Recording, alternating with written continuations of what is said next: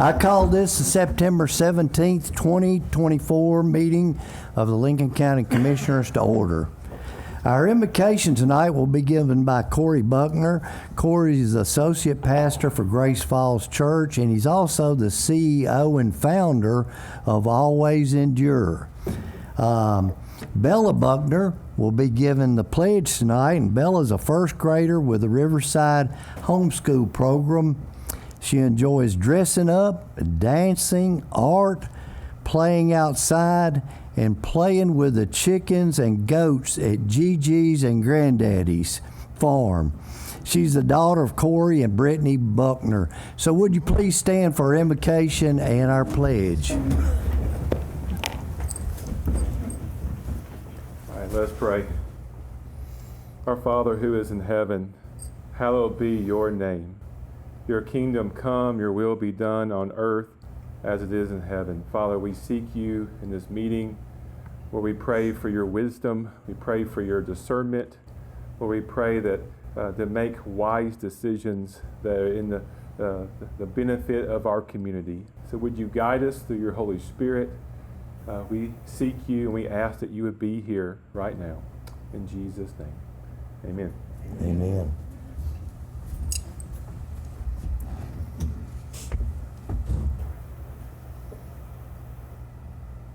Allegiance to the flag of the United States of America and to the republic for which it stands, one nation, under God, indivisible, with liberty and justice for all.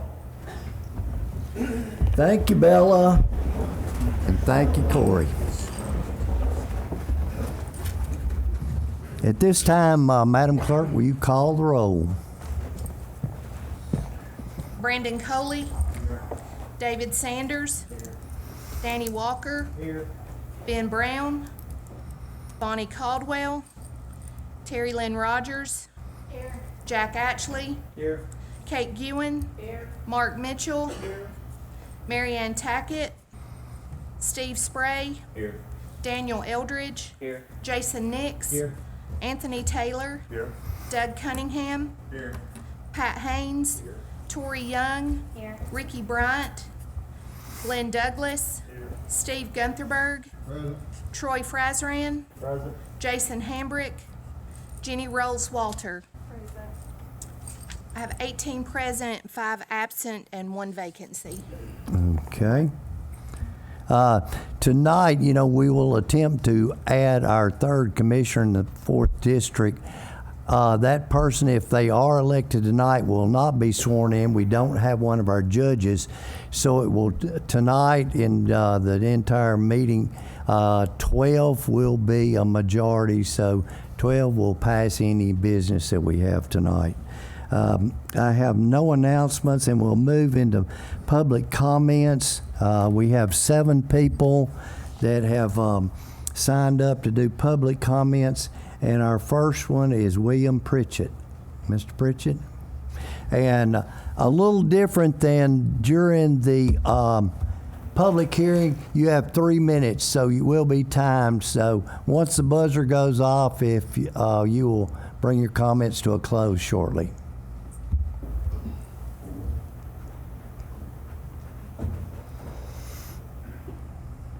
Thank you. I'm here tonight on the behalf of the owner of Lincoln County. God owns it all. The earth and the fullness thereof belongs to him. And he has given you all authority, and you're going to be held accountable for what you do. You're not going to get around. Appointed unto man once to die, after this the judgment. And the writer in Ecclesiastes said, let us hear the conclusion of the whole matter. Fear God. Where has fear of God gone in our country? Fear God. Keep his commandments. For he said, this is the whole, W-H-O-L-E, read it for yourself, whole duty of man. For every work is going to be brought into judgment, whether it be done in secret or whatever. Man's going to have to, I'm going to have to give an account. You're going to have to give an account. And so we need to fear God. This business that's being done tonight, if this passes, it's forever done.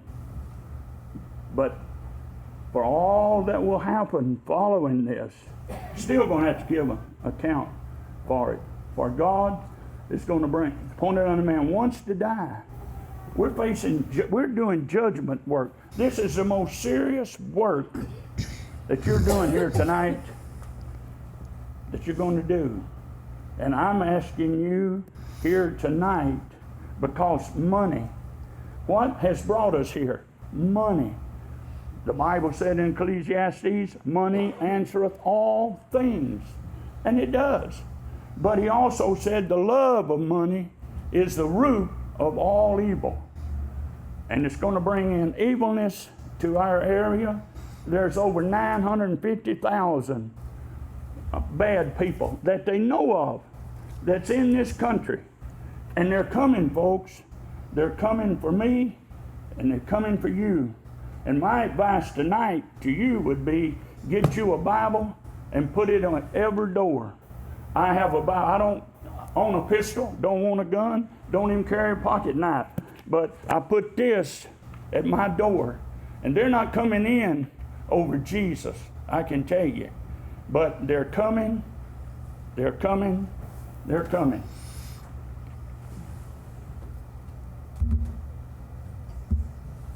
Our next one is Nina Hannah.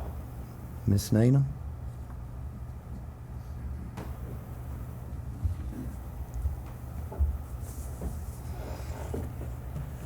I moved to Lincoln County 37 years ago, bought property at 125 Hunter Road. The Chryslers offered to sell us 5 acres so the Methodist Church could buy our home for a rectory, and we could build nearby and continue to help them with their farm. She sold her farm to Mr. Neese and his first wife with the assurance he would build 2 homes, one for each of their children, and keep the rest as farmland. She even made sure to put certain restrictions in the deed to protect the farm. It's my understanding Mr. Neese had to undergo chemotherapy. Chemotherapy causes brain fog where you can't think clearly for a long time. I know him to be a good Christian man who would never intentionally harm anyone. I hope he can remember to keep his promise to Marilyn Chrysler to keep the land as farmland. What harm can be done by rezoning to heavy residential? I learned at a water board meeting our water department is about $2 million in debt. Barry Brown is willing to lay water and sewer lines to the farmland for free. I don't have a big carrot like that to dangle before this board. I wish I did. Mr. Brown stands to gain a huge amount of money if this farmland gets rezoned R3. I also learned once this sewer line is run in front of mine and my neighbor's property, a minimum $35 per month, $420 per year is charged whether you're connected to it or not. From there, it fluctuates depending on your water usage. Also, if anything happens to my septic tank, I would be required by Tennessee state law to then connect to the sewer line. I won't be able to just call a repairman. I was told today's cost would run me about $15,000 to tie into the sewer line. Please don't burden me and my neighbors with this extra expense. As Christians, I don't think the Neeses wish to burden their neighbors with all this extra expense. I doubt they're even aware. I know we weren't. I know they are aware when they bought the land it was zoned agriculture. It still is. Contractors will always have much more money than any farmer ever could. They can come in, slap up a bunch of houses, make millions of dollars, and move on. They destroy the farm, and once it's destroyed, you can't take it back. Jimmy Phillips is willing to continue to lease the farm from them and farm it. Zoning laws are there to protect us. I'm begging you to please vote no and protect us. Thank you. Our next one is Steve Jacobs.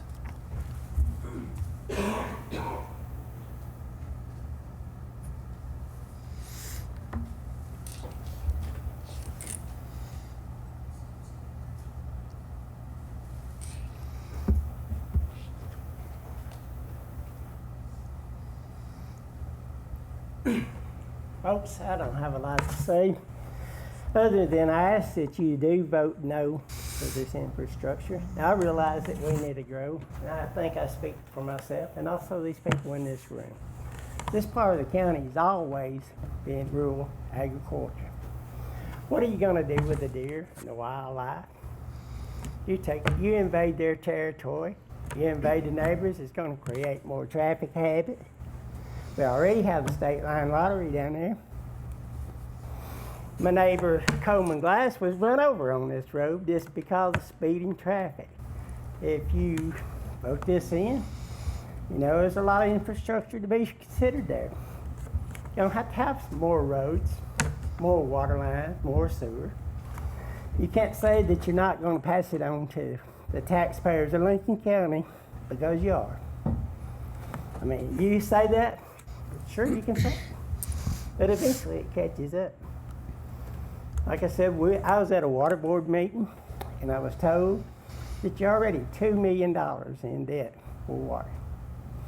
You have the land on the highway, which is, I understood, it was going to be the development for housing. Now, so y'all saying it's for industry.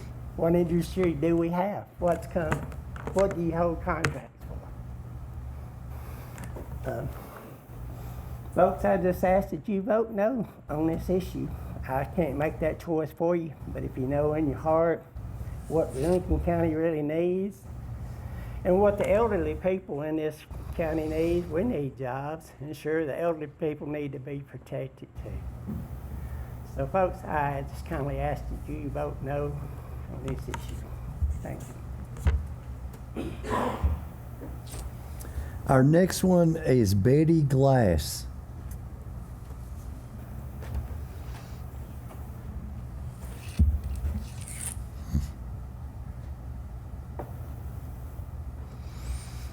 Well, first of all, I want to say what Mr. Pritchett and Miss Hannah have just told y'all, that is the way it is.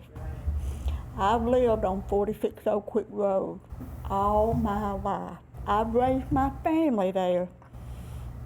And I can't believe if you want to take beautiful farmland and turn it into housing.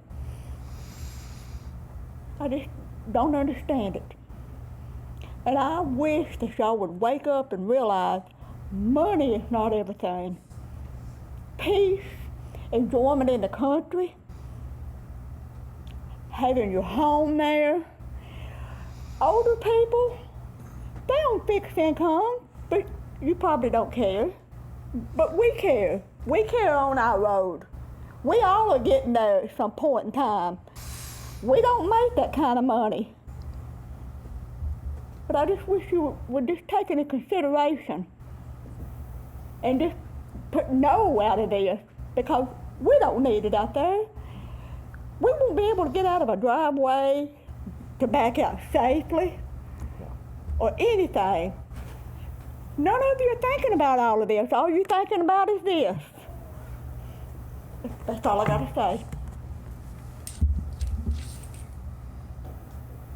Our next speaker is Regina Jacobs.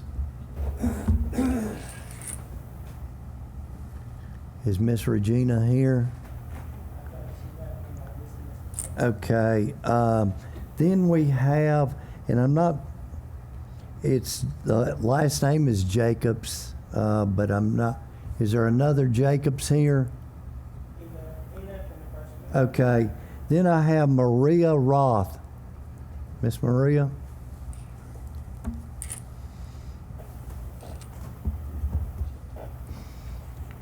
Good evening. I just want to confirm what the other people have said. It's true. But I wanted to tell you that when I called the county planner, they told me that there already is an R3. So why do we need a second one?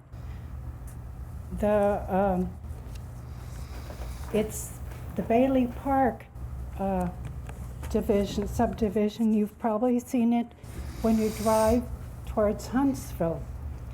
And there have been maybe, 20 houses that have been built there. So there's still plenty of room to build houses there. There's no need to have a second one. And we need to keep this farmland for the future generation and for us now. Today I want to question the county planning and zoning to kindly think about this and also do studies by appropriate agencies on how this rezoning would impact us. The environment, the school system, the roads. In my opinion, this would be logical and the right thing to do before rezoning is granted, to have studies made on this. Thank you. That concludes our public comments. Our next item is approval of the minutes of the August 20th, 24 meeting. Do I have a motion to that effect? So moved. Commissioner Rogers makes a motion, second Commissioner Haynes. Any questions, comments on the minutes from last month's meeting? All in favor of approval, please say aye. Aye. Any opposed, no. Unanimously approved. At this time, I'll turn the meeting over to Doug Campbell, our Director of Fire and EMA.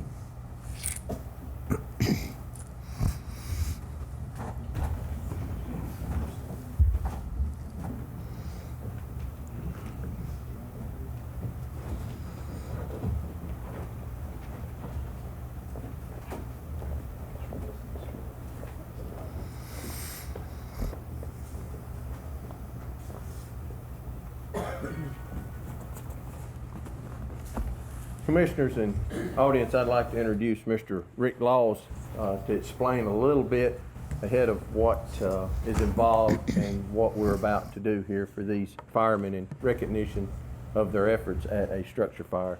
Mr. Laws. For those of you who don't know me, my name is Rick Laws. I live over in Blanche in the Taft community, so I'm a resident of Lincoln County. I'm also the president of the Joseph Greer chapter of the Sons of the American Revolution. And our chapter covers everything from Grundy to Lincoln, a little bit of Giles County, Old Moore, Franklin, Bedford County. So it's a large area that our chapter covers. The mission of the Sons of the American Revolution honors Revolutionary War patriots' ancestors by promoting patriotism, serving our communities, and educating and inspiring future generations about the founding principles of the country. On behalf of the National Sons of the American Revolution, the Joseph Greer chapter is awarding 2 heroism medals and 4 firefighter commendation medals to members of the Lincoln County Emergency Management Team here in Lincoln County. I've been in close coordination with Director Doug Campbell and appreciate his assistance in working up the documentation which was presented through the state to the National Sons of the American Revolution Office, which maintains a database of all this information on the awards that was presented. The National SAR Public Service Heroism Committee recognizes and honors citizens and individuals in our public service sectors of law enforcement, fire safety, emergency medical services for their contributions to the community and for heroic acts and commendation and medal. States, chapters, and commendation recipients are recognized in a booklet published and distributed by the National Congress in each July of the year.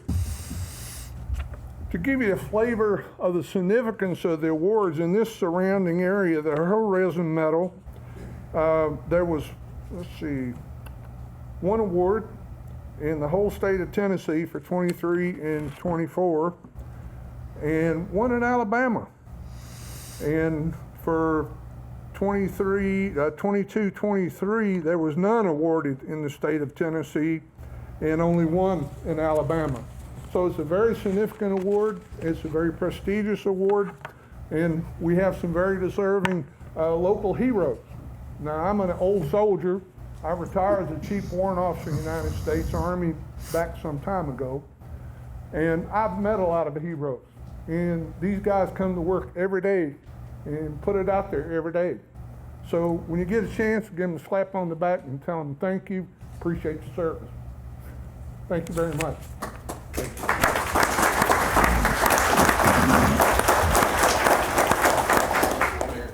Come down.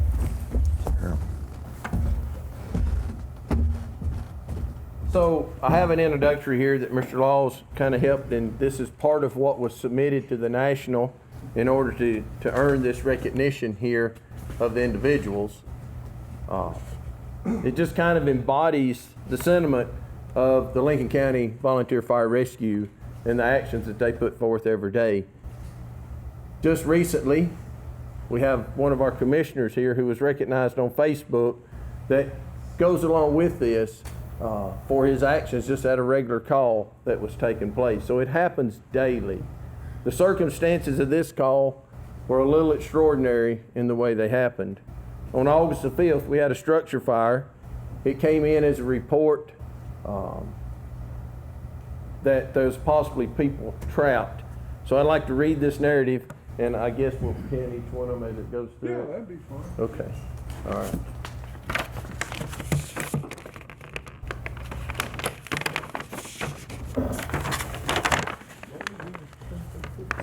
We got the photographer here from the newspaper.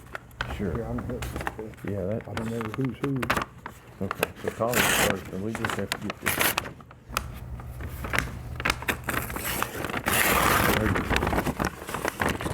This is the name.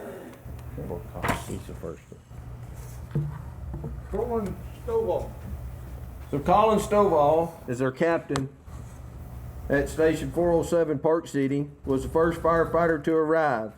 Without a moment's pause, Colin began preparing to enter the burning structure. Despite the chaotic and dangerous conditions, he remained focused, and with the assistance of deputies, he was able to make entry into the residence. It was there amidst thick smoke and searing heat that Colin located the trapped woman and began the difficult task to bring her to safety.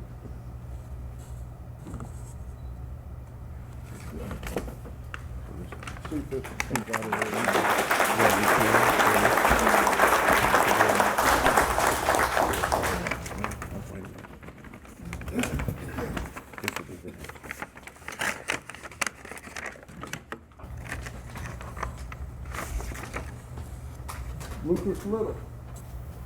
As Colin worked to save the woman, Lucas Little arrived on the scene. With a steadfast commitment to his fellow firefighter and the life at stake, Lucas entered the residence and assisted in the rescue. Together they navigated the perilous environment, ensuring that the woman was brought out of harm's way.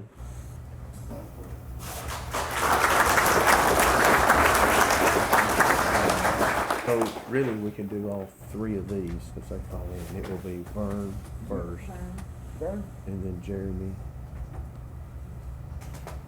Okay. Vern Alcorn. Firefighters Commendation Medal. Got a pinky picture, you got it.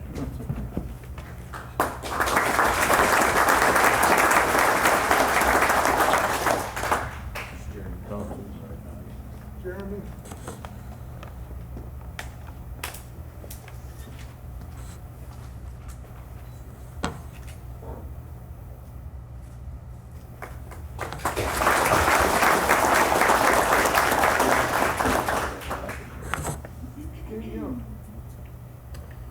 Meanwhile, Vernon Alcorn, Ken Young, and Jeremy Thompson demonstrated exceptional courage and skill as they made their way into the burning home.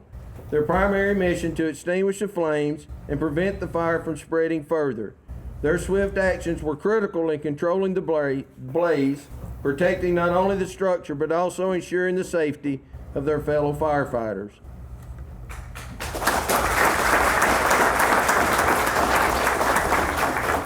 Our incident commander at that scene was Billy Miles, and he was not able to be here with us tonight, but whose leadership and expertise were instrumental in the success of the mission.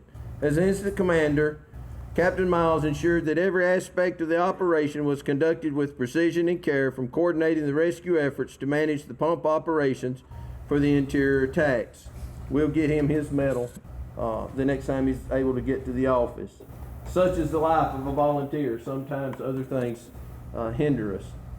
The bravery and teamwork displayed by these men did not stop with the rescue of the trapped resident. During a secondary search of the home, a dog was found and brought to safety, a reminder of the compassion and dedication that these firefighters bring to every call.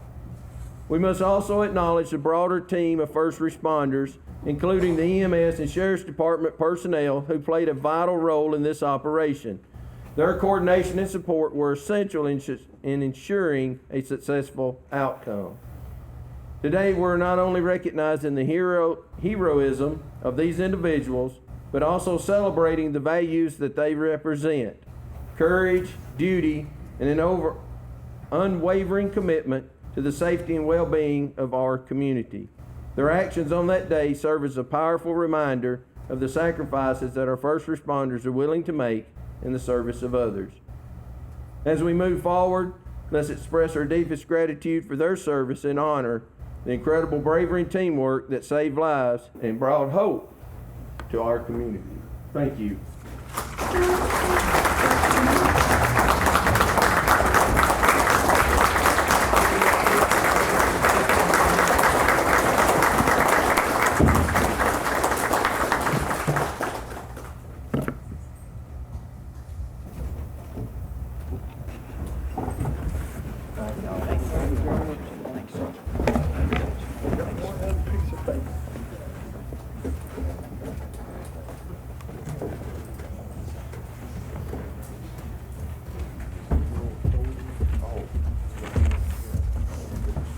Okay.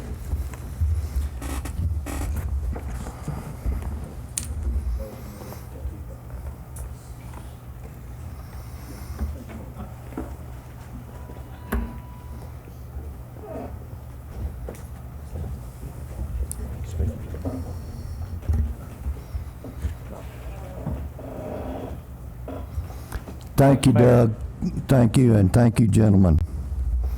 And we need to always be ever mindful of all those public servants that are on the line every day for our safety. And thank you, the ones that are in the room that are likewise, that y'all are there every day for us. We appreciate you. Our next item is we have our monthly committee minutes reports. There was 9 of those.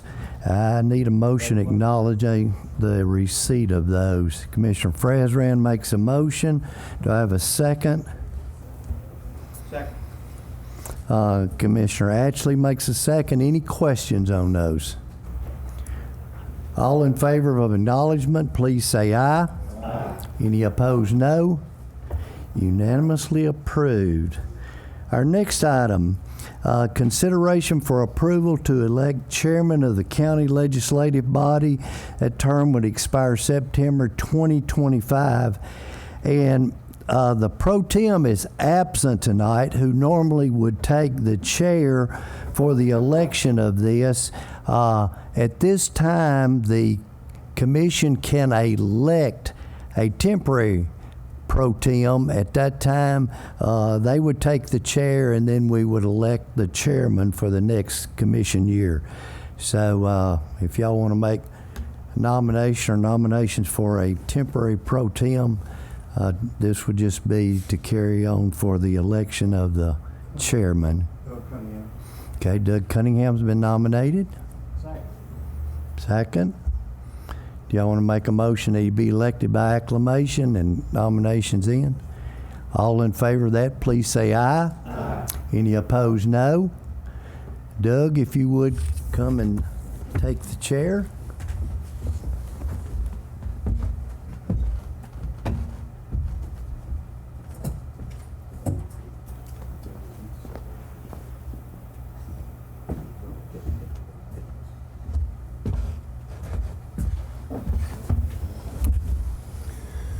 Good evening. I'd like to open the floor for nominations for chairman of the Lincoln County Commission. Mr. Spray moves that we nominate Bill Newman. There's a second from Mr. Taylor. Are there any other nominations? All right.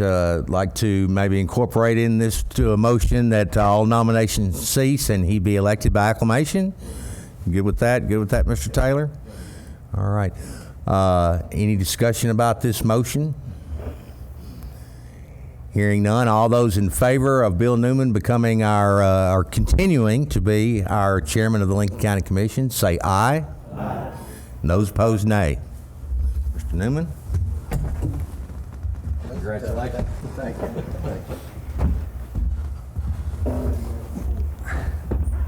Thank you for your vote of confidence. Our next motion will be the consideration of approval to elect our chairman pro tem for the legislative body. That term also would expire next September. What's the nominations from the commission for this? I move that Ricky Bryant be Okay. elected by acclamation, Mr. Chair. Okay, is there a second to the acclamation? Commissioner Young makes that. Commissioner Cunningham made the motion, seconded by Commissioner Young. All in favor of acclamation election of the pro tem being Commissioner Bryant, please say aye. Aye. Any opposed, no. Unanimously approved. I'm sure you'll be glad to hear that. Our next one is consideration for approval to appoint a 4th District Commissioner to fill the vacancy created when Commissioner Randy Bradford resigned. We've received 2 requests to be considered, that being Charles Hunter and Tony Caldwell.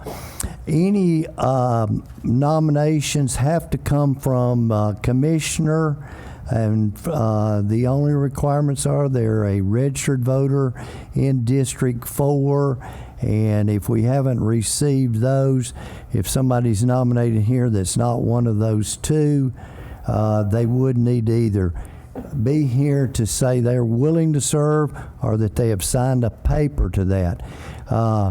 Even these 2 have to be nominated by a commissioner, but they do not have to be seconded. So the floor is open for nominations to fulfill that commissioner seat, and this will only be until the November 5th election, which they would then, whoever's elected at that would fill that seat at that time. As I told you earlier, if there is a person elected tonight, they will not be sworn in until tomorrow. And they would serve that time, and one of the judges will swear them in. And for this and any other business we take care of tonight, it will take 12 votes for anybody to be elected or any other item of business that we have. So the floor is open at this time for nominations to fill that vacancy in District 4 commissioners. Commissioner Guin.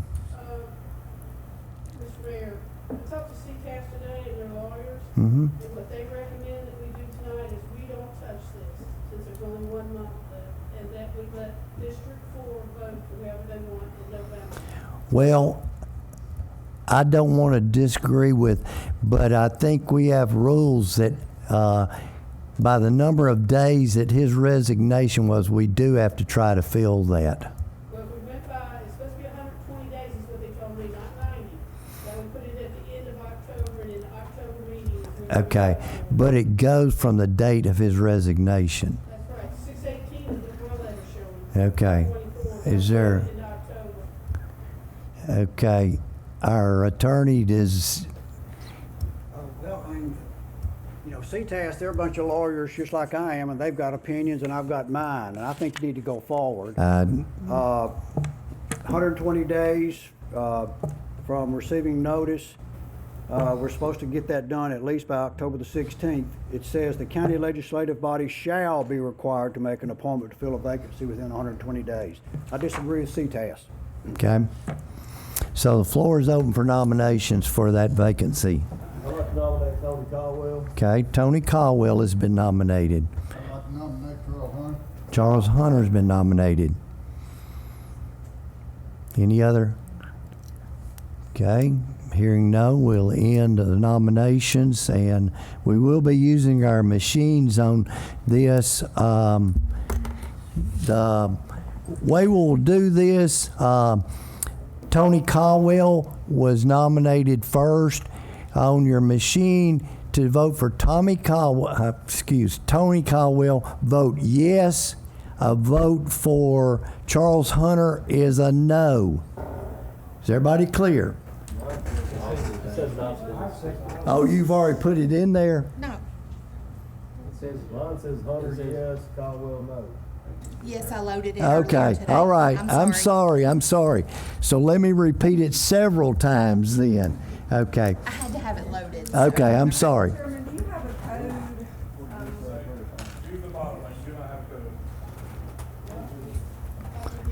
We're going to get it done. Brian called, doesn't matter.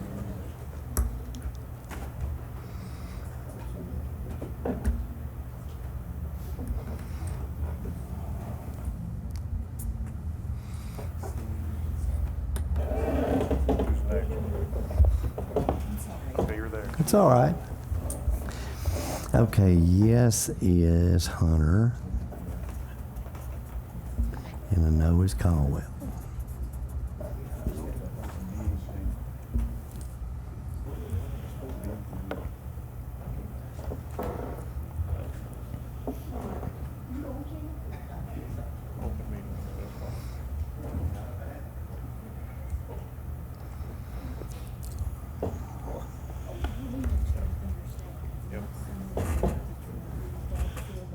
No, that's right. That's right.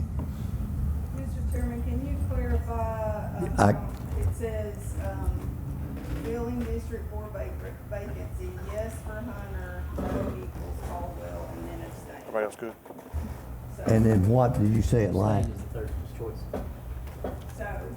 Okay. I just hit the reference next to the person that I would like to vote. That's correct, right? Abstain was put in if there had been another person nominated. Okay. Because the voting system won't let us put them in any other way. So- Okay, is everybody, okay. A yes vote is a vote for Hunter. A no vote is a vote for Caldwell. The abstention was put in there in case there was a third candidate. Everybody clear? Hunter, yes. Caldwell, no. Is if you're voting for Caldwell, you vote no. If you're voting for Hunter, you vote yes.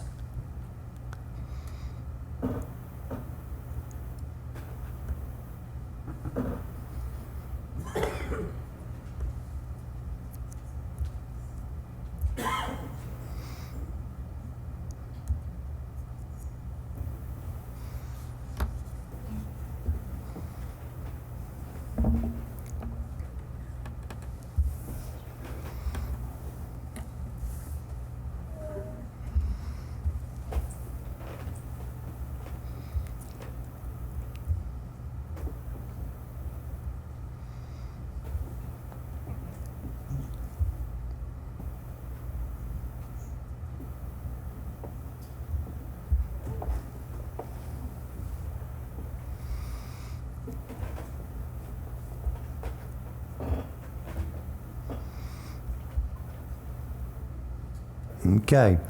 Is everybody's computer working? Are we ready to vote? Okay.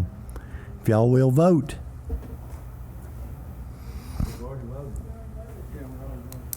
Well, not everyone has. Okay. Okay, there's one that doesn't have their computer and the other, it's not connected. So I can ask them and record it. Okay. Okay. Jack's, Commissioner Ashley's His is is not fine. working. His Who's is else? fine. Jack's is fine, Commissioner Taylor Okay. and Commissioner Cunningham. Okay. Would you come up and tell the clerk who you would like to vote for?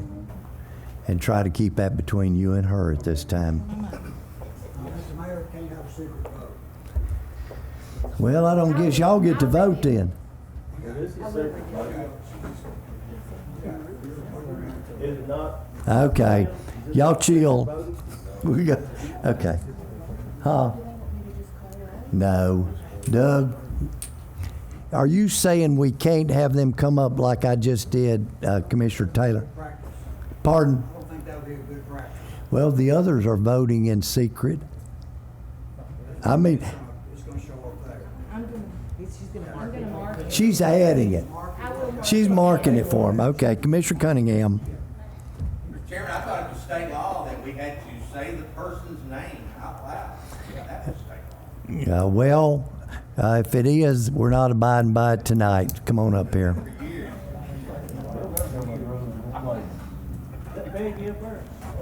You're getting a roll call vote because that's what we're doing.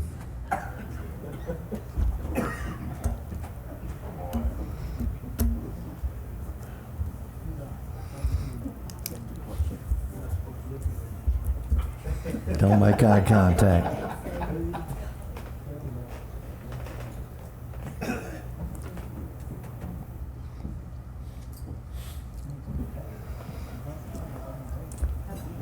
You ready to declare? Okay. I can't see it, so y'all going to tell me what it is.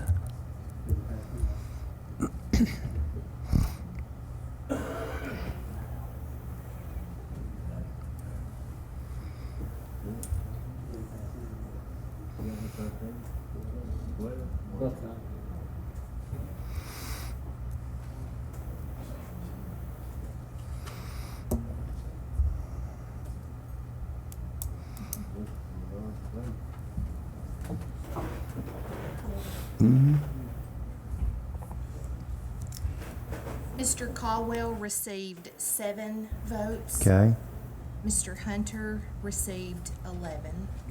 okay, We have 5 absent. okay. No one received 12 votes, so that will not be filled at this meeting. We'll move to the next item. Consideration for approval to re-elect Ed Sims as parliamentarian. That term would expire September 2026. That's a motion to approve. Commissioner Frazran made the motion. Do I have a second? Second. Commissioner Taylor seconds. Any discussion, comments, questions? All in favor of approval of the motion of Ed Sims being our parliamentarian for the next 2 years, please say aye. Aye. Any opposed, no. Unanimously approved. Congratulations, Ed. I don't expire by the time. Well, we're not going to add that to it. Okay. Can I back up here for a minute? I mean, over the commissioner's deal, so we're not gonna fill that slot, so we're basically going back to what CTAS said, and we're just gonna let the vote. It's that we did not fill it because we didn't have enough votes for it.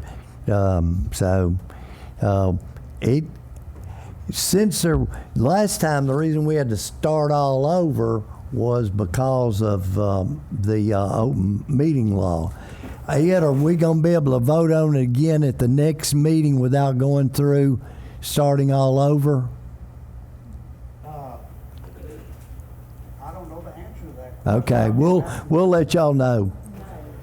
But, you know, because of the requirements of filling it, we may vote on it, and if we do, we do, and if we don't, somebody will know after November 5th. Okay. Now we've got 2 committees that we need a slot on each one of them filled. The first one's consideration for approval to appoint 1 slot to the Adult Oriented Establishment Control Board. That's when Commissioner Rogers resigned on that to keep her within her 4 committee appointments. That term would expire 2027. And let me tell you who has less than 4 committees. Commissioner Brown, Commissioner Caldwell, Commissioner Mitchell, Commissioner Tackett, Commissioner Eldridge, Commissioner Nix, Commissioner Young, Commissioner Bryant, and Commissioner Douglas. So from that group, we have coming up after that one will be personnel, so we need to appoint somebody. The first one, the Adult Oriented Establishment Control Committee. I'd like to nominate Jason Nix for that. Okay. I'll second that. Okay. I'd like to make a motion to pass by acclamation. Okay. This is not a rush job, so y'all have a decision on it. Motion has been, we've had a nomination, and then we've had a motion that nomination cease and be elected by acclamation, Commissioner Nix. All in favor of that motion, please say aye. Aye. Any opposed, no.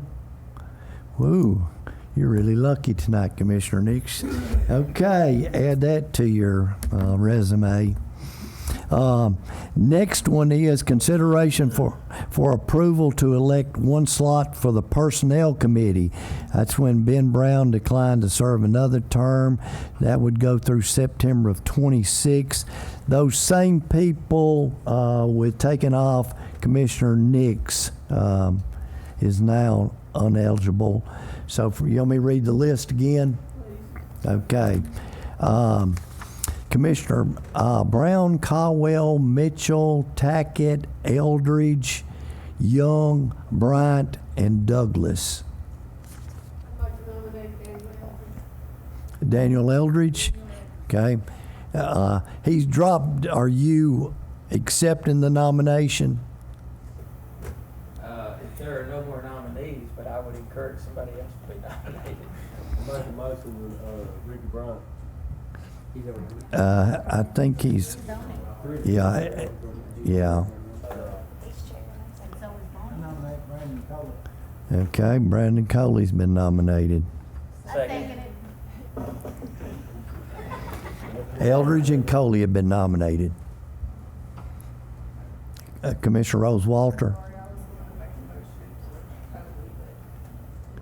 Okay. Well, you got 2 votes, Brandon. Okay. Yeah. It's nothing wrong with voting for yourself. Okay. Any other nominations? Here? They don't have to have a second. Okay. Hearing no other nominations, we will have a roll call vote on those. When your name is called, answer Eldridge or Coley.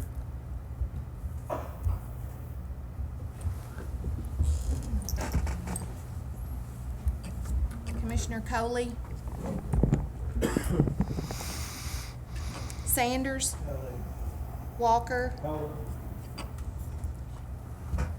Rogers. Ashley. Ewan. Mitchell. Spray. Eldridge. Nix. Taylor. Cunningham. Haynes. Young. Douglas. Guntherberg. Brazran. Rolls Walter. So that's 18 Coley, 5 absent, 1 vacancy. And 1 for any for Eldridge? No. Your speech on that you didn't want it was real good, Commissioner Eldridge, and congratulations, Commissioner Coley. Okay, that's right now we have a full committee appointments. Our next one is consideration for approval to appoint Sheriff-elect, well, it's not elect now, Sheriff Toll Malone to the Ad Hoc Opioid Fund Committee. Got Commissioner Nix makes that motion to have a second. Commissioner Ewan seconds that. Any questions? All in favor of that appointment, please say aye. Aye. Any opposed, no. Unanimously approved. Congratulations. Is the sheriff in here? Nope. Y'all send word to him that he was appointed unanimously. Okay, our next one, there's we have 2 people that we have 2 vacancies on planning. The first one's consideration for approval to appoint Tommy Eastlick to the Planning Commission. That's when Benton Barnes resigned. That term goes through May of 2026. What's the will of the commission on this item? Commissioner Walker makes a motion for approval. Commissioner Frazran seconds. Any questions, comments? All in favor of approval, please say aye. Aye. Any opposed, no. Unanimously approved. Our next one's consideration for approval to appoint Shelton Smith to the Planning Commission. That's when Mackenzie Carter resigned, creating that vacancy. That one expires May of 2026 also. What's the will of the commission on this item? Commissioner Spray makes a motion. Do I have a second? Commissioner Sanders seconds. Any questions, comments? All in favor of approval, please say aye. Aye. Any opposed, no. Unanimously approved. Our next one is consideration for approval to hire Sean Henry for a limited engagement of legal services relative to the Bigham versus Lincoln County lawsuit. A move for approve from Commissioner Taylor. Do I have a second? Commissioner Spray makes a second. Any question? No, we can't. The only thing we can do is either you can deny appointment of him or you can appoint him. Any question? All in favor of the appointment, please say aye. Aye. Any opposed, no. Unanimously approved. Okay. We've had a request to change our November meeting from the November 19th to the 12th. Our county clerk has a conference at that time. It's a conflict, and it's a request from her. And if y'all see any problems, let me know. Otherwise, I think she would appreciate accommodations. So be it. Okay, got a motion for that change. Any second? Commissioner Rose Walter seconds. Any questions or comments? All in favor of approval, please say aye. Aye. Any opposed, no. Unanimously approved. Okay, Ms. Tracy Perkins, Lincoln County Planner.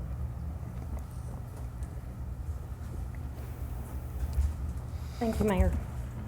First file that we have before us tonight is file number 2024-R7. It is a request to rezone a 54.5 acre parcel known as tax map 063, parcel 25.02 on Old Quick Road from A1 agricultural rural residential to R3 heavy residential. The applicant Barry Brown has requested approval to rezone to R3 for the purpose of creating a major subdivision. The developer plans to connect to public sewer and public water for this project, which is a requirement for the R3 zoning. Surrounding properties to the north, east, and west are zoned A1. Property to the south is located in Alabama because it is on the county line or the state line. Property is not located in a flood area. You should have all received a couple of opinions from the mayor. We could not get those out when we sent out the staff report because we hadn't received those yet. So you may have received those in your email, and they probably need to be entered into the record. Okay. So the Planning Commission gave a favorable recommendation for this rezoning on August 5th, 2024, and sent it to the County Commission for their consideration. A public hearing was held at 5:30 today with 12 commenters. Basically, we had 11 folks that are not for this rezoning for various reasons. Cost of sewer hookup, cost of the sewer just going by their house, traffic congestion, school congestion. They're asking for studies. And we had one person for the rezoning at that public hearing. Does anybody have any questions? Any questions? Yes. Okay. I recognize Commissioner Ewan. Yes, ma'am. Is this land in the urban growth boundary? No, it is not. Okay. Is it not in the urban growth boundary because our urban growth thing is outdated? I mean, is that still in play? The growth plan that we have, which designates what is urban growth boundary, is 24 years old. It was done in 2000. So in the early 2000s, the state passed a thing called Chapter 1101, basically, and they required every county to do a growth plan. which means they had to designate an urban growth boundary for the municipalities, rural areas, planned growth areas, things like that. So the one that is with the state for Lincoln County right now is 24 years old. Is that in compliance, being 24 years old, or is that? It is. There's no requirement to update. It is expired, but it doesn't mean it goes away. It is still in effect. Okay, any other questions? Okay, I would Commissioner Rose-Walter. I've had several constituents that have asked about the R3 development and the history of that and when it came about. So can you speak to who requested the initial R3 zoning, what that resulted in, and how many R3 developments we currently have? As far as exact dates when R3 came about, I know it was when Nancy Harris was here. I believe it was at the request of a developer because they wanted to do a heavier density development, and so they developed R3 for that. Did put it where sewer and water are available, because that's a requirement of it. And as far as I know, I know we only have one. It's Bailey Park, Long Huntsville Highway. So I would say That's only one. shows that planning and zoning was working with developers to try and help with the housing. Yes, yes, Absolutely. yeah. Any other questions? Chairman, Commissioner Eldridge. can we confirm if it's permissible by the state to do this outside the growth boundaries? Well, we've had several opinions on the thing, and I sent those out. I think you should have received those in an email, and one contradicted the other. It did. So basically, the consultant said no, that you're not supposed to.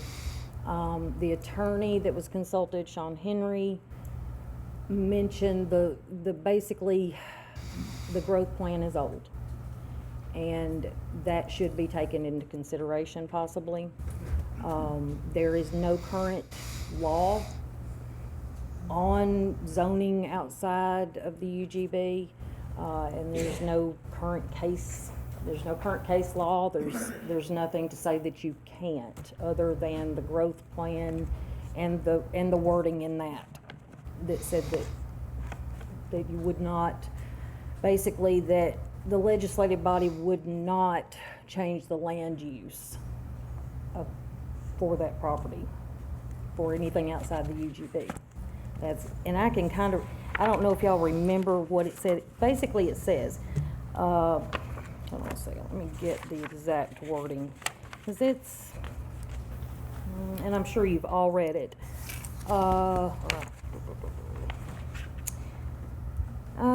So the public chapter 1101 provided for a sound basis for long-range planning for future growth and required that certain planning studies and land use and population projections being completed before proposing that UGB in the rural areas. The Tennessee Code 658-101 basically says that zoning must be no, that's not, okay. Depending on the particular decision and applicable provisions for appealing it, inconsistency with a growth plan could be a grounds for overturning the decision. However, Sean Henry did mention the date of the growth plan, how old it is, that there is growth in that area.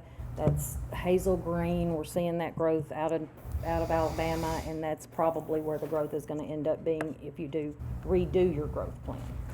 So it may be time to consider doing something like that after this, but they were differing opinions, and they were only opinions.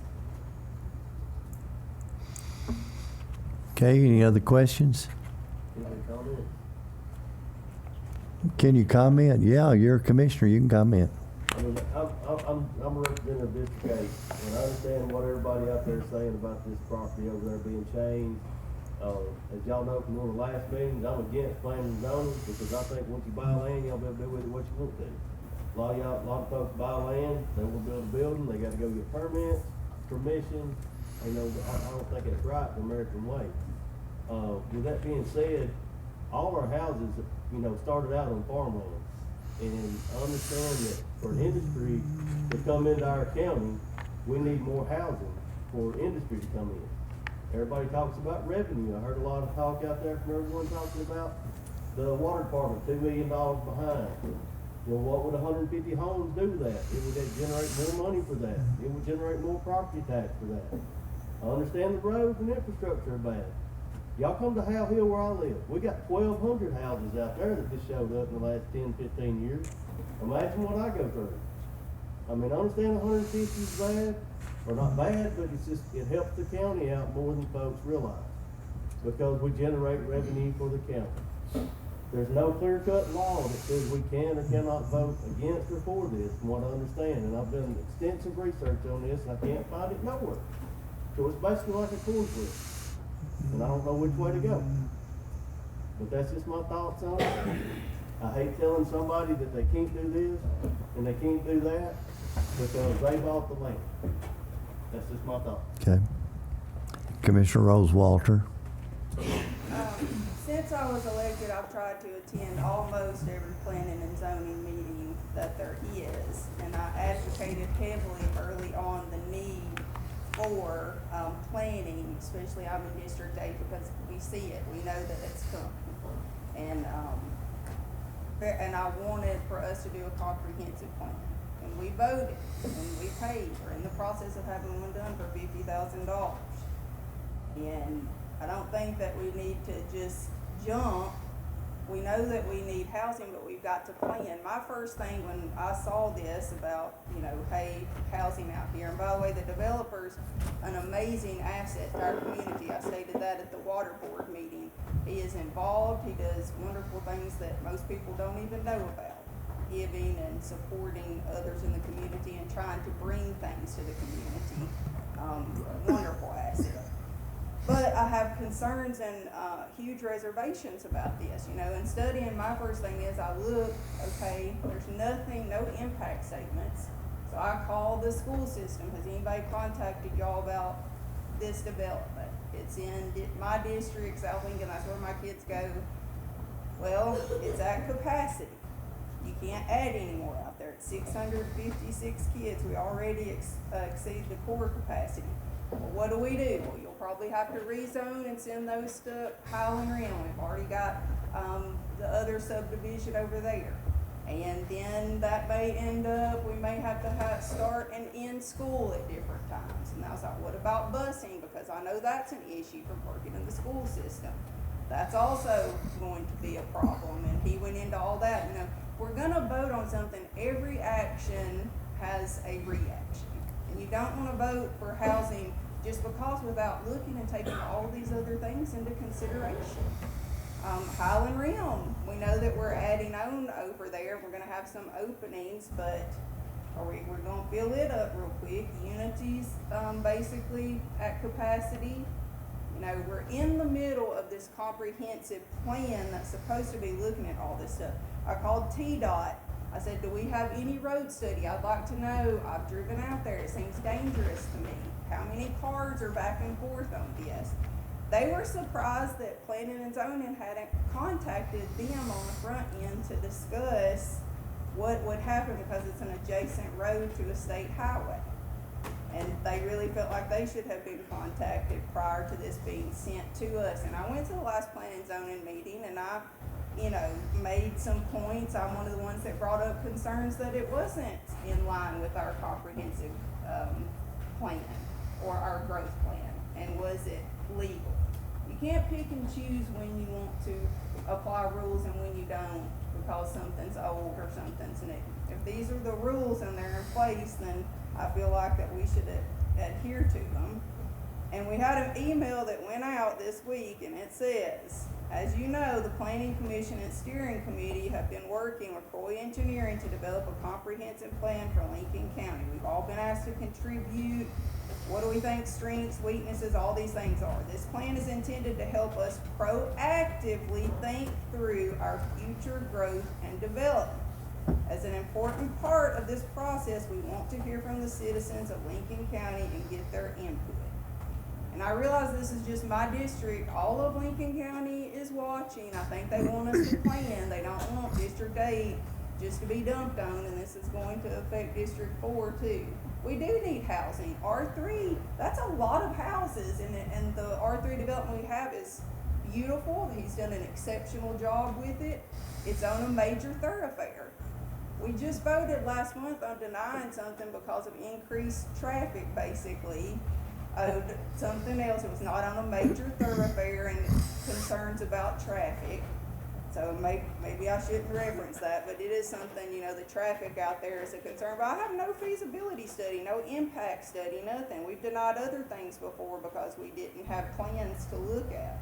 So we also have the IDBs conducting a housing study right now. So we have all these things that we have that we're looking into, trying to get advised, and now we're gonna vote on something with no information, just that we know it's going to be housing in the district that the school system is at capacity at. And I concur with what, Commissioner Frattrand said. We do know that we need housing. 75% of the community's farmland, 25% left to come up with other things. Where are we going to get additional revenue and things from?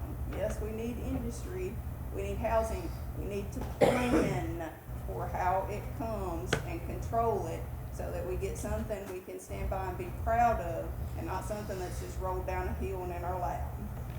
Okay, other Commissioner Young. Sir, I just want to remind people of the way I've grown up in this county. I've never left. And when I started the commission in 2016, I was really proud of our community and how it was agriculturally based. And I would really like to see us hold on to that agriculture idea as long as we possibly can. And adding a lot of houses on that farmland is going against that. I think if we ask half the people in this room right now, what would you prefer? Agriculture is where it's at. A lot of communities have given that up. A lot of counties have given that up. And one day they will regret that. So I'd like for you to take that into consideration as well. Okay. Commissioners, Commissioner Cunningham? Do we have a motion in a second? No, sir, we don't. No. Do you want to make one? I would like to make a motion that we approve to take the planning commission's approval of this from A1 to R3. Okay. Do I have a second? Second. Okay. Commissioner Sanders seconds it. Commissioner Cunningham made the motion. Do we have further discussion? I have another comment. Okay.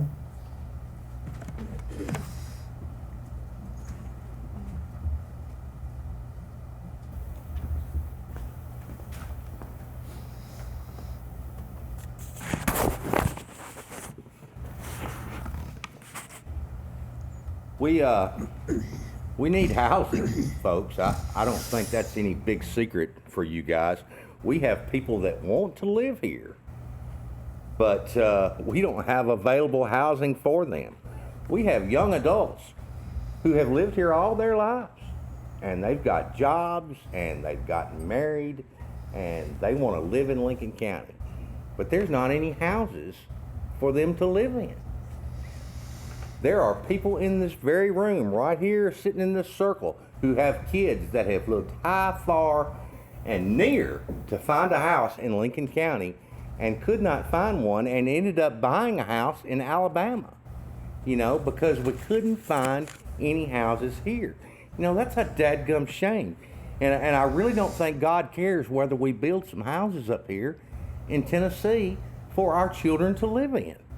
You talk about farmers in this county. I know some farmers who are no longer able to farm. Maybe their health is bad, whatever. Kids don't want the farm. They want to sell the farm and go buy, a house with a small yard because their health is bad or whatever. They can't, do all that work. They can't find a house. They would love to move into a place like this because it's close to to the state line. It's close to their doctors that are, in Alabama. So, I think that, housing is a big issue for this county. It's huge.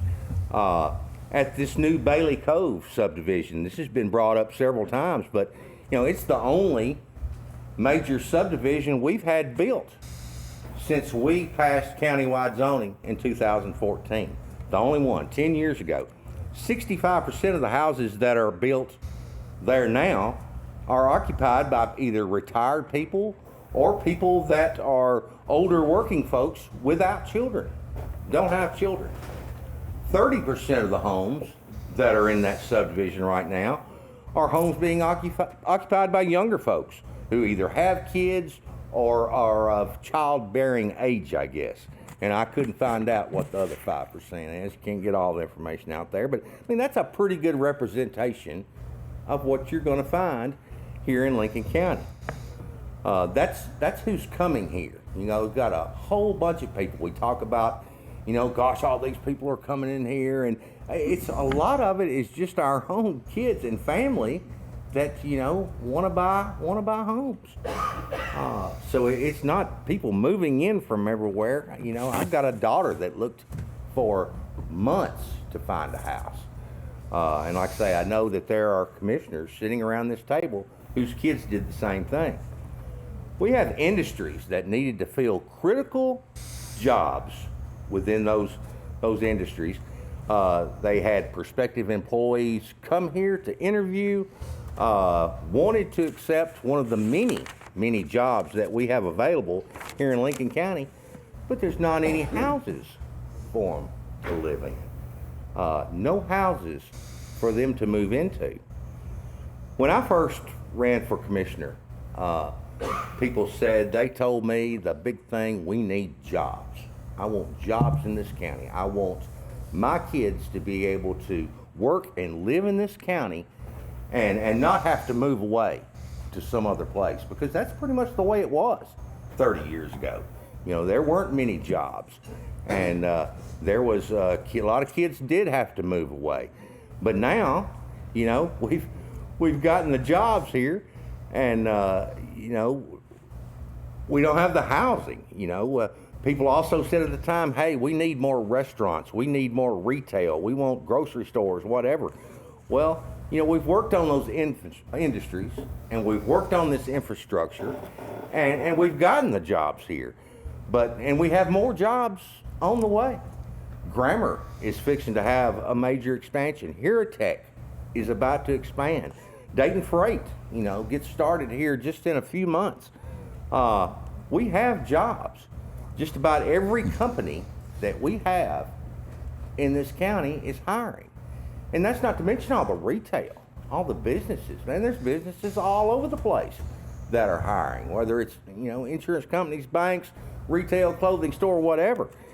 I would have never believed you if you'd have told me 30 years ago that it would be a lack of housing that would keep us from growing. That just absolutely amazes me. But if people want restaurants and those kind of things, we've got to have population. We've got to have rooftops. And we've got the Industrial Development Board that actually footed the bill for a housing study, so we can go to some of these developers and say, hey, here's what we need, and we need everything. We need condos. We need it all. So, like I say, a lot of people want this to stay farmland the rest of their lives. A lot of comments made tonight and about the schools being overcrowded and our roads couldn't handle the traffic. Well, the Utility Committee approved this, and that's the director of schools, the head of our Board of Public Utilities, the head of FPU, the highway department, all the department heads over those that infrastructure. And if they had not thought we didn't have good enough infrastructure, they wouldn't have approved this. So, and some other comments made, about the low-income housing. This is, certainly nothing resembling low-income housing. And I can appreciate the concerns of the people because, in the last 10 years, And I live in the most remote part of the county. Heck, we have to drive 12 miles to get a loaf of bread and a gallon of gas. I mean, that's how far we are from everything. And I can appreciate the concerns, but where I live, I could be able to look out and I could see 3 houses from my house. And that's about a 1.5 mile stretch. And in the other direction, back towards the east, it was a mile before you even got to a house. Well, I tell you what, times have changed. Now there's 11 houses that I can see in that same area. Mayor Newman bought that land, developed it, and sold it to people, and they liked it up there, and they bought it. And I could have bought it, you know, I could have bought it, but I didn't. So, you know, that's on me. But like I say, it's growing everywhere. We've got some houses, but we desperately need them down there, and we just don't have enough housing in this county. And like I say, I appreciate the folks. We talked a little bit about the growth plan. I was, you know, one of the few that was here when Chapter 1101 was discussed and passed, and what the state legislature was trying to make us do was to zone. They wanted counties to zone, real zoning. They didn't want, but what Lincoln County did is we didn't zone. We just kind of put together a plan and said, well, this is kind of where we're going to grow, and put it a little bit on the side of the Huntsville Highway for a little ways, and out to past the airport, and then stopped it, you know, and that was our growth plan. Well, I truly thought that once we passed real zoning, that all that went out the window, because once you got real zoning, what do you need that 1101 for? You know, I had no idea that we were still tied to that program. But apparently we've got some serious retooling we need to do with that growth plan and that 1101 and they said it was in 2001. I think it was actually like 1998 or 9 when we put that plan together. It just took the legislature 2 years to say, okay, Lincoln County, your attempt at zoning is better than what you had, so we'll sign off on it. You know, that's kind of what we were looking at there. You know, we're at a major jumping off point here in Lincoln County. You know, are we gonna, and we've got some infrastructure we're gonna have to address, water and some other things. You know, we have water. It's just, where are we going to get it from? Is it going to be a new treatment plant that we put in, or are we going to work with FPU to try to work with their plan? I mean, we've got some real decisions that we've got to make. But and I think, you know, improving on this growth plan, now that we got to do that, you know, is part of it. But certainly, you know, I wouldn't have imagined 25, 30 years ago that 1.5 miles across the state line, or however far it is, that there'd be a super Walmart and all the adjoining restaurants and shops and retail and everything that you've got right there across our state line. You know, unfortunately, that south end of the county, that growth is coming to us whether we like it or not. So we can either prepare for it or we cannot prepare for it. So, you know, this is an attempt to get some of that housing in those areas and keep it, you know, we're not talking about, like I say, these are nice houses. And it seemed to be what people want. I know at Bailey Cove, they started out with a little bigger house, and those didn't sell too good, but when they got down in those houses that are, you know, 1,600 feet to 2,200 feet, well, that's what people wanted. You got, you know, young couples, that's where they want to start at, and you got some older folks that maybe got bigger houses that are wanting to downsize into something like that. People don't want big yards anymore. They want little yards. You know, I'm just amazed. I had a conversation with a local banker. A little respect from the gallery, please. Continue. I had a conversation with a local banker who had, you know, tried to get her kids to live up here, a daughter and a son, and she said they couldn't find anything. She tried to get them to build something up here. Well, they didn't want to build a house. They just wanted to go and find a house. And they looked all over Lincoln County, couldn't find anything. And they moved down into the kind of the Madison area down in there. And this person said, and bought this house with this little bitty yard, you know, just enough to walk around and put a few flowers, but that's what they wanted. You know, it's a different world from what it was when, you know, I was starting out, everybody wanted a big yard, and there's lots of places to put a garden or whatever, and kids today are different than what we were.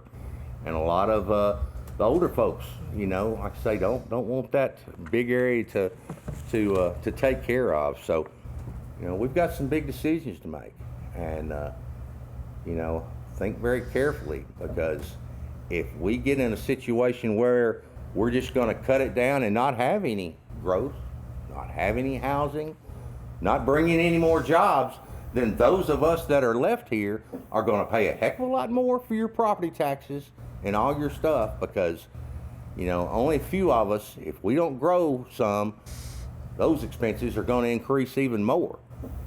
And we need retail, we need some industry, we need some other folks in here to share this responsibility with us, particularly the retail, the restaurants, the industries and stuff, because that's what really helps us, you know, pay those taxes and things. If we try to rely on just being a bedroom community in Huntsville, you know, that's fine, but that's not what people wanted 30 years ago, but they may have changed. So we'll see what people want to think, but think carefully about the decisions you're making, because, you know, like I say, if we're going to go forward and grow, then we got to have some areas like this. And I don't want the whole end of that county to be like this, but we need some subdivisions. We need some. And thank you, Mr. Chairman. Okay. Mr. Chairman, may I ask one more question? Do we know if the... Wait, before we do, because you've already spoke twice, is there any, I'll come back to you, but is there any other commissioners like Commissioner Guin? I would like to ask Barry Brown, will this new subdivision look like the one on 431? Because it's very nice. I like it. Okay, we can't allow them to speak, but he can answer your question. Yes, it will be just like that subdivision with restrictions. It will be a almost time is filled for the rest of our lives. Okay. Okay. Any before we go back to Commissioner Rose-Walter? Commissioner Coley. So, Commissioner Cunningham, I completely agree with you that we need to plan. But that planning starts right here with the growth plan. Last month, we sat down the hall and was actually advised by a paid consultant that we could not rezone outside the urban growth plan. It's 24 years old. We need to start with reviewing and revising that and having that plan so that we know that we're moving in the right direction. We're moving and modifying these at the proper timing. So once we get our groundwork figured out, then it should be easy to rezone to that R3. But at this time, I don't think we've got the foundation that we need if we're gonna allow a consultant to tell us I can't rezone outside of the urban growth plan 1 month, but then the next month go right against that. Wait just a second. Commissioner, I recognize you, but raise your hand to be recognized. Okay, I recognize Commissioner Frazran. Rezoning had to do with a law. It was pretty much a black and white law that was passed in 2014 about commercial businesses being on county roads. And there's a difference between county commercial businesses and residential. That was where that came into. So, my understanding, 2 different outcomes in that advisory, but the one from rezoning outside the urban growth. Well, the urban growth didn't have nothing to do with that rezoning. It was just a law statute about commercial property. Okay. From my understanding, I'm gonna get to you, I promise. Anybody? Okay. Commissioner Rose-Walter. I noticed that our water board superintendent is here. Can you advise if the consulting engineers in their review of all of this, if they had any recommendations for phasing the project in or any reference to the need of a water plant to have been in place for this to be done? JoJo, if you will come on up here. Now, this is different than anybody else because he is a public county official and he can address the issue to us.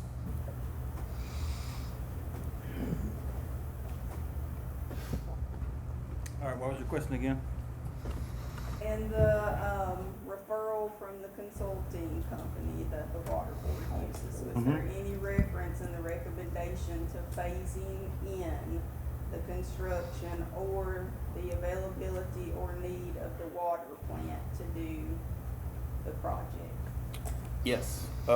The water line has to be upgraded from West Road down Huntsville Highway up to Old Lincoln. Up Old Quick to South Patrick to an 8-inch duct iron. And it was recommended to be phased in over 4 to 5 years. And did they have any reference to the need of the water facility to be completed during that time? Yes, that they are doing a study on that, but in order to give proper fire flow, this was the recommendation for this time. Okay. Anybody else?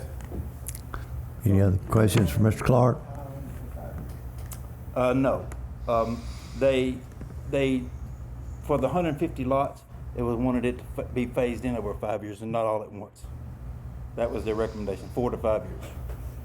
So X amount this year, X amount this year, X amount this year. And what part of that would be paid by the developer? Oh, all of it. Okay. Now the upgrade from West Road down Huntsville Highway up Old Lincoln to South Patrick we could possibly be a cost share just on that part. But the development itself is 100% the developer's responsibility. Okay. Okay. Any other questions, Mr. Clark? The cost share, that means the developer's putting in the 8-inch line and Yes. water board department supplying the pipe. It's a possibility. Nothing has been voted on, but it is just a study that they asked our engineer to do so. Okay. What's the size of the water main now? It would be an 8, and it would be tying to an 8. I mean, what is it currently? It's an 8 now? Yes, it's an 8 from Lincoln Road to West Drive, where it goes into Pines Estates. That's an 8-inch, and so they're tying on to an existing 8 with an 8 to make this loop. Okay. Any other questions? I have a question.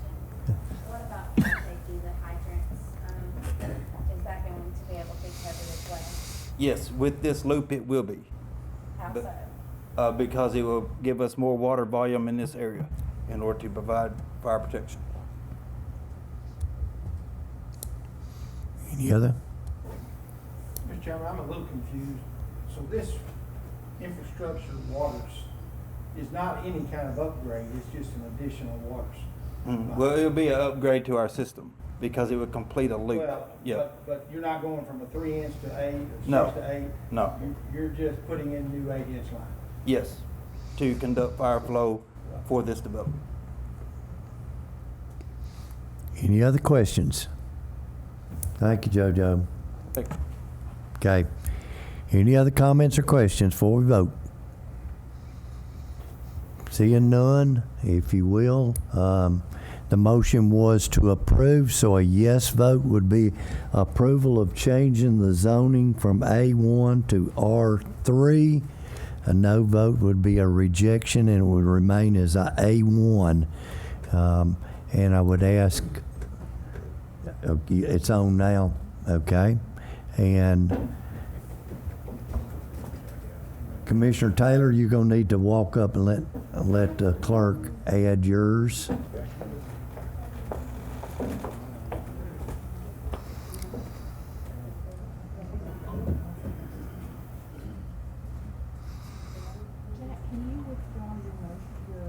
Yeah, I'm not finding how Yeah, ours is those votes. He's hung it up. Hang on just a minute.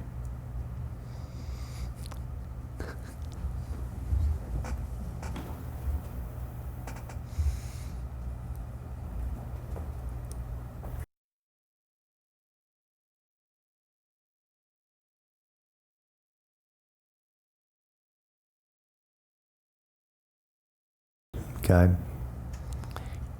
Commissioner Cunningham, if you'll come up, please. I've got Oh. this down, they reprogrammed it, so Okay.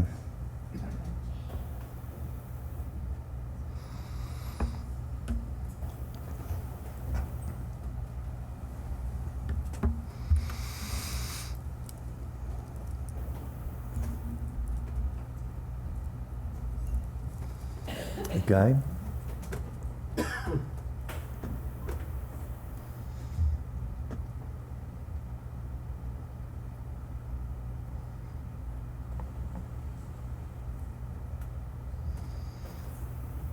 I have 7 yes votes, Okay. 11 no votes, Okay. and 5 absent. Okay. The motion fails. That property will remain A1. Next item. Next item is file number 2024-R8. It is a request to rezone a 15.48 acre parcel known as tax map 088 parcel 001.06, also known as 18 Kelso Smithland Road. Yeah, we have from 11. A1 to You told me C1 11. general commercial. It didn't pass. The owner and applicant have requested approval to rezone. Do you need me to stop? Are y'all okay? No, go Okay, ahead. I'm sorry. No, I didn't know if I was messing y'all up. The owner and applicant have requested approval to rezone to C1 for the purpose of establishing a print and design business. The property lies between Winchester Highway, Kelso, Smithland Road, and Champ Road. Because this parcel lies on Winchester Highway, the parcel meets the criteria for the C1 zoning classification. Surrounding properties are zoned A1. The northeast portion of the property is located within a special flood hazard area, but that is not where he is planning to build, as far as we know. The Planning Commission gave a favorable recommendation for this rezoning on September 9th and is requesting to call for a public hearing and vote next month on October 15th. Okay. Do I have a motion for call for a public hearing on October 16th? Commissioner Ewan, you're making that motion. Do I have a second? Second. Commissioner Fresran seconds. Any questions on this? It's a call for a public hearing. All in favor of that approval, please say aye. Any opposed, no. Unanimously approved. Thank you, Ms. Perkins. Thank you. Okay, I believe we're ready for the Main Street report. Joseph Faulkner.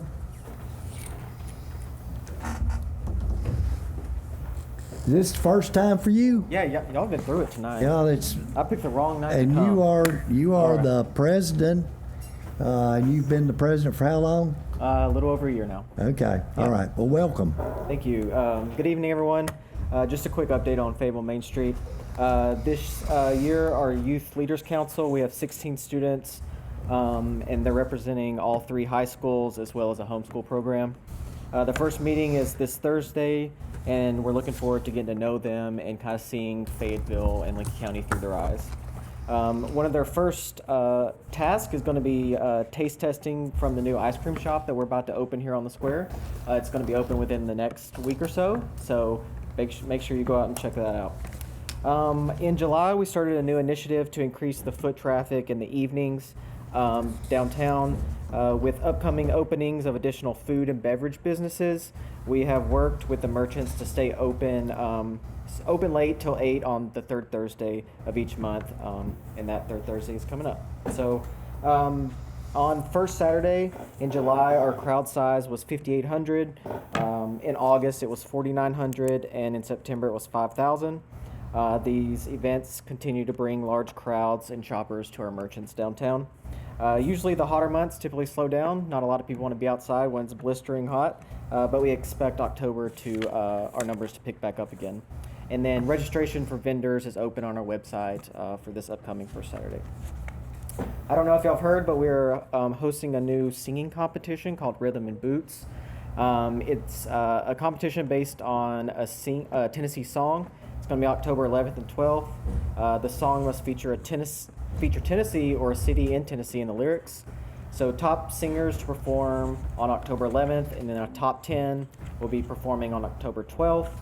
The winner will receive $1,000, and the crowd favorite will win $250. And we have some great judges this year. This year, it's our first year. But we have some producers coming down from Nashville to judge that, so that's exciting. So an update on some educational opportunities. We just wrapped up our program for consumer packaged goods. This was an 8-week program to help 10 businesses in Lincoln County that made a product here.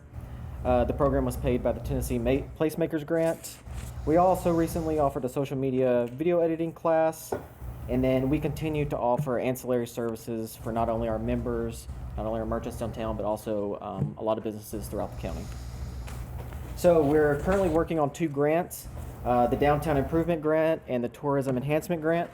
We partnered with the South Central Development District to apply for the Downtown Improvements Grant to facilitate downtown property owners with exterior improvements. Within the public improvement portion of the grant, we applied for funds to install a parklet over on Elk Avenue, which is currently grass lot, and then install lighting on the greenway to enhance the connection between Stonebridge Park and downtown. We should know by the end of this month if we're awarded the grant for a total project cost of $300,000. If we're awarded, we'll begin the application process for property owners expeditiously. And then funds will be distributed in springtime. And then the second grant is we applied for a tourism enhancement grant to add a speaker system downtown. The speaker system would essentially stream music daily or make announcements or advertisements during festivals. Let's see. Christmas ornament. I know last year we had a Christmas ornament that was based on the county courthouse.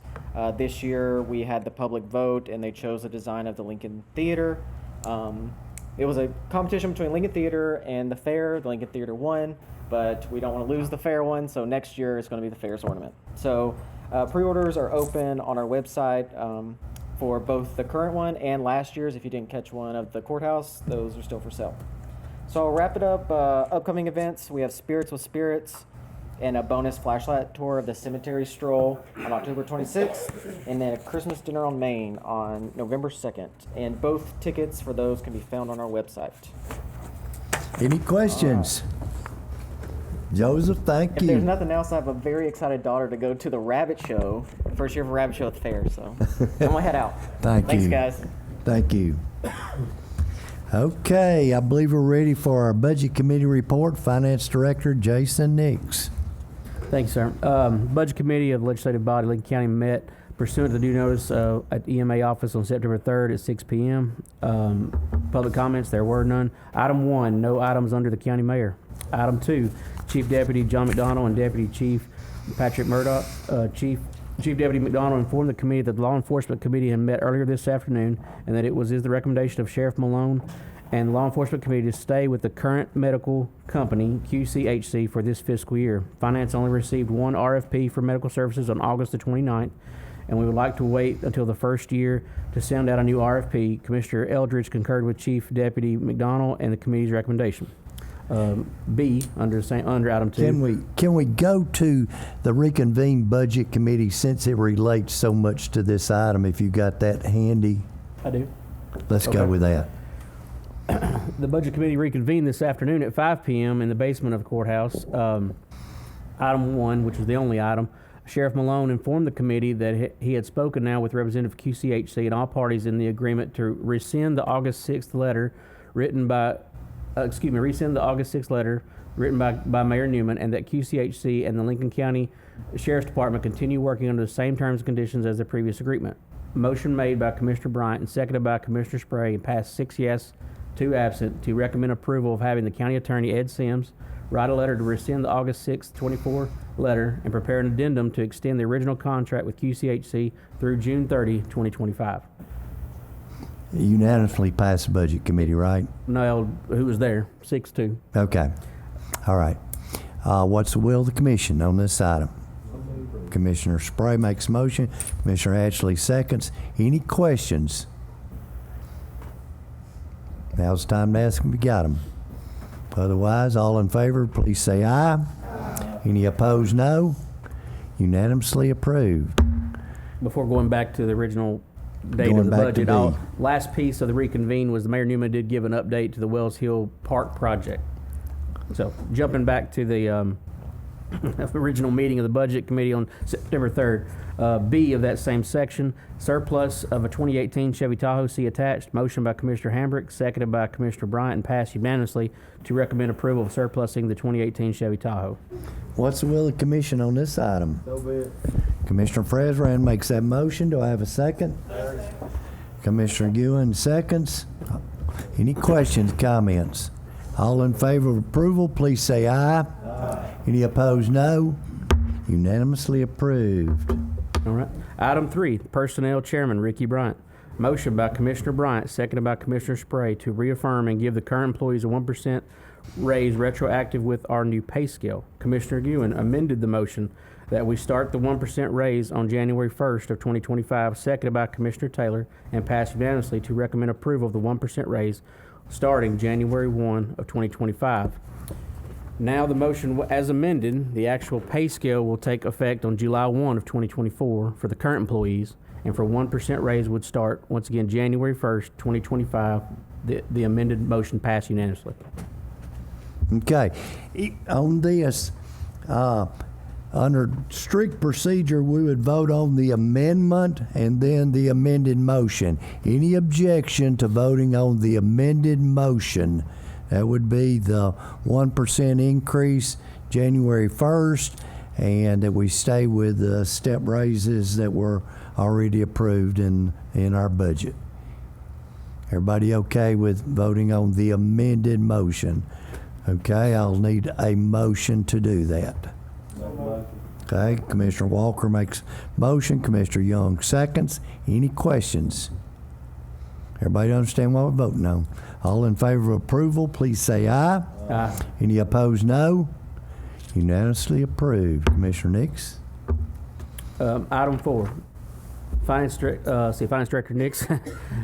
Part 1, County and Highway Employee Insurance, see attached. Motion by Commissioner Bryant, seconded by Commissioner Spray, and passed unanimously to recommend approval of the county paying the difference. What's the will of the commission on this item?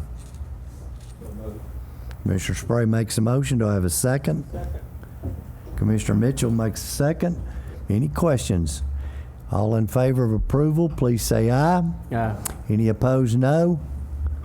Unanimously approved. Commissioner Nix? B, surplus fire EMA property at see attached. Motion by Commissioner Spray, seconded by Commissioner Taylor, and passed unanimously to recommend approval of the surplus fire EMA property as requested. What's the will of the commission on this item? Commissioner Walker makes that motion for approval. Do I have a second? Commissioner Douglas seconds that. Any questions, comments? All in favor of approval, please say aye. Aye. Any opposed, no.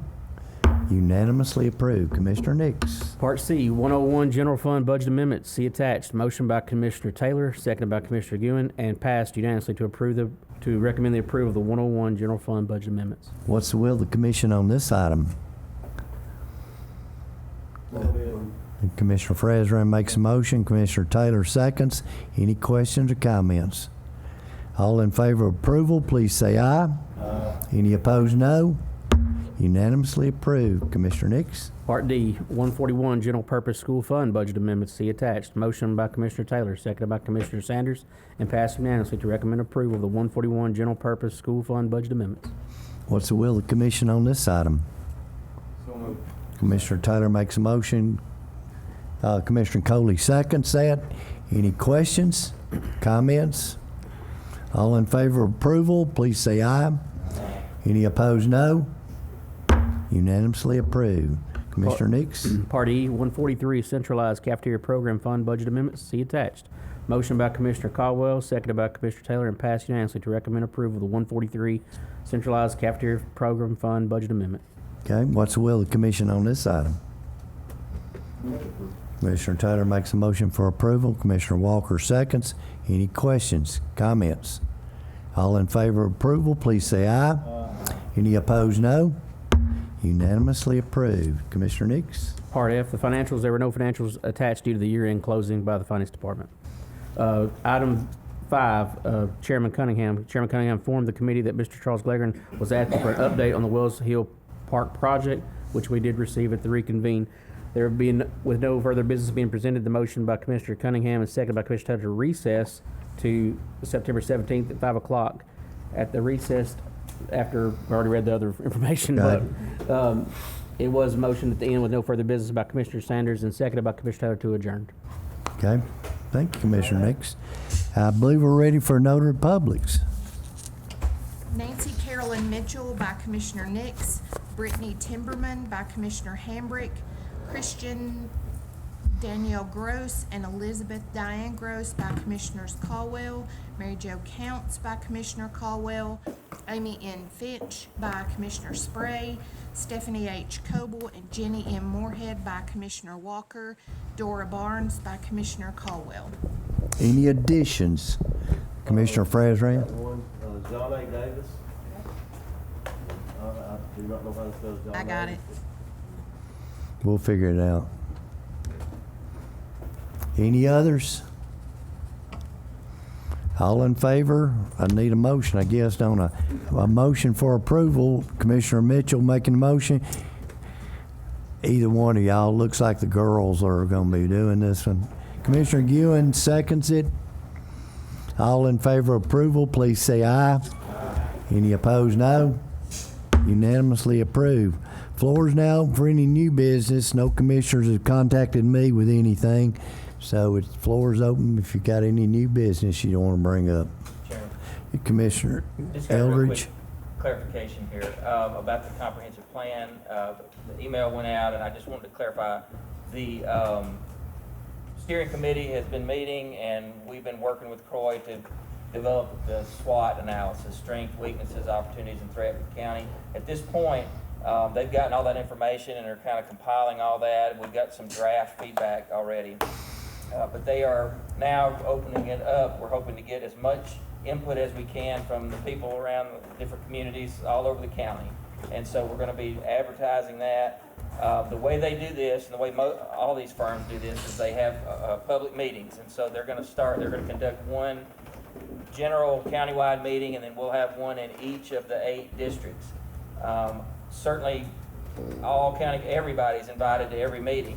For the meeting that's in your particular district, we would especially love to have the commissioners there. Obviously, it's not required. Commissioners are not required to make any presentations or answer questions. We just thought you'd like to be there to hear what your constituents say, but I realize scheduling may prevent that. But we're going to collect all this information. It'll be a very tailored subject matter. We're not going to get off on rabbit trails. The program is structured by Croy. We're just going to be talking about those strengths, weaknesses, opportunities, and threats. It'll kind of be, shepherded through and just to get that information. And then all that will be compiled, and that'll be part of the plan eventually. So you're all invited to come to any or all of those, and we're going to start trying to get that information out. The other thing we're going to do is have an online survey. They'll have cards made up with QR codes. The whole objective is to get as much input as possible. So I just wanted to clarify that for everybody. Commissioner Frazran? I would like to make a motion that for next year, the September County Commission meeting, if it falls on Fair Week, we reschedule, just from the attendance record that we've seen here tonight. Okay. Do I have a second? We have a motion. Do I have a second? Y'all hear what it was? If next year, if a commission meeting falls during Fair Week, that we change it. Okay. Commissioner Gunthenberg seconds it. Any discussion? All in favor of approval, please say aye. Aye. Any opposed, no. Unanimously approved. We're all missing the hornet race. Okay.